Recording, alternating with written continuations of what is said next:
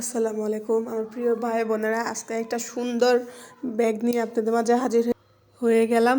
তো সবার বাসায় জিন্সের প্যান্ট অথবা জিন্সের শার্ট থাকে। সো একটা সুন্দর ব্যাগ বানাতে পারবেন। তো আমি ফার্স্টে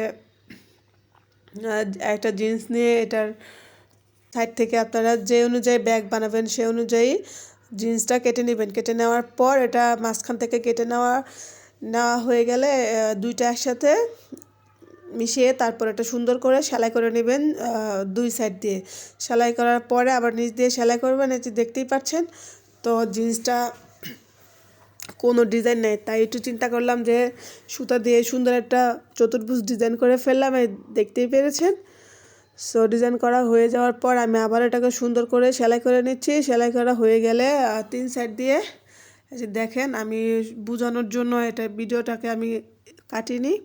তো দেখেন এই সাইড দিয়ে দুই সাইড দিয়ে সুন্দর করে আবার সেলাই করে নেবেন। তো সেলাই করা হয়ে যাওয়ার পর যে দেখতেই পাচ্ছেন আমার ব্যাগটা প্রায় সেলানো হয়ে গেছে, সুন্দর লাগতেছে।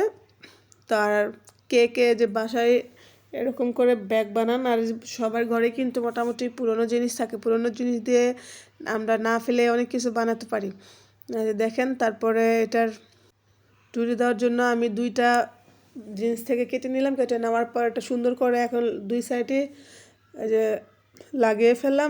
দেখেন এটা ভাও করার পর কতটা সুন্দর লাগতেছে। আর কে কে এইরকম ভিডিও পেতে চান অবশ্যই কমেন্ট করে জানাবেন। তো এটা আর একটু সুন্দর বানানোর জন্য আমি এখানে কিছু ফুল অ্যাড করে দিলাম। দেখেন কতটা সুন্দর লাগতেছে। আর আমার ভিডিও যদি আপনাদের ভালো লেগে থাকে অবশ্যই সবাই like, comment, share and subscribe করে পাশে থাকবেন। আর নতুন ভিডিও পাওয়ার জন্য অবশ্যই কমেন্ট করবেন। এখানে ভিডিও শেষ করছি। আল্লাহ হাফেজ।